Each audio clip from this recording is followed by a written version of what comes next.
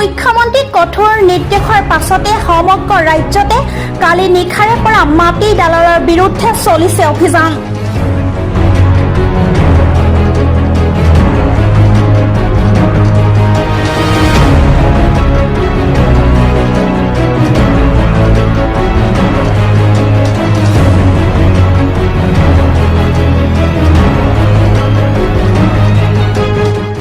ৰাজ্যখনৰ বিভিন্ন প্ৰান্তৰ লগতে মাঘাৰিটাতো দুজন মাটিৰ দালালক মঙলবাৰে আৰক্ষীয়ে আটক কৰে।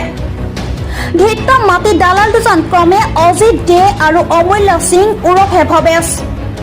দীৰ্ঘদিনে ধৰি দুই মাঘাৰিটাৰ ৰাজচক্ৰ কাৰ্যালয়ত এই দুই দালালে মাটি দালালি কৰি আহিছিল বুলি আৰক্ষীয়ে তথ্য লাভ কৰি মঙলবাৰে দুই ধৃত মাটি দালালক আটক কৰি মাঘাৰিটা থানাত গোচৰ নং 215/21 পঞ্জীয়ন কৰি ভাৰতীয় দণ্ডবিধি 120, 420, 406, 409, 468, 471 অধীনত তদন্ত আৰম্ভ কৰিছে।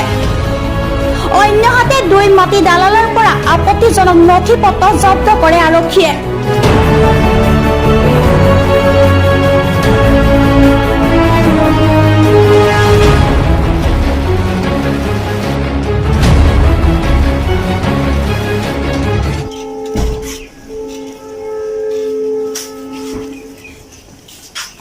আপোনালোকে কিমান দিনৰ পৰা মাটি দালালি কৰি আছিলে আৰু কিমান দিনৰ পৰা মাটি দালালি কৰি আছিলে?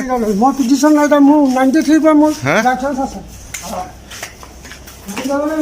কেতিয়াবা মাটি দালালি কৰি আছিলে আপোনালোকে? জাগুনৰ পৰা শ্যাম যাদৱৰ ৰিপৰ্ট, দা আছাম মিনিট 24।